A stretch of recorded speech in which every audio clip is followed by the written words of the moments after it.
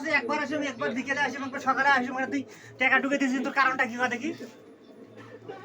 আরে ভাই বেতন টেতন পাব নাই যে বুঝো না কেন কে অত অবিশ্বাস লুকে তো ভাই, আমার কি চাকরি বাকরি আছে নাকি?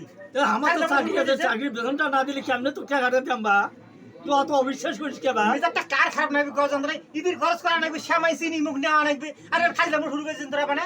তা আপনি বড় কথা করিস কে বা টাকা তুই নিবি টাকা দাও, খাইলাম শুরু টাকা দাও। দেখছিস কিরকম বা ঝামেলা করেছেন নাকি? কয় খালি ঝামেলা তো তুই বাড়া দিছিস যারা ফোন দেবে সারা করে হ্যাঁ? ফাইলাম শুরু করে দিছে। কে তুই ফোন দেবো কে বা তাহলে টাকাটা দিতে দিতে কয়দিন এত করে তোরা? ধরতে কে বা বেতনটা তোর মই বেতন তুলিও না মই বেতন তুলিয়া দিতে সম্ভব না রে, এইভাবে চলবে না সংসার। না বেতন তুলিয়া দিতে সম্ভব এত অবিশ্বাস করিস কে হ্যাঁ।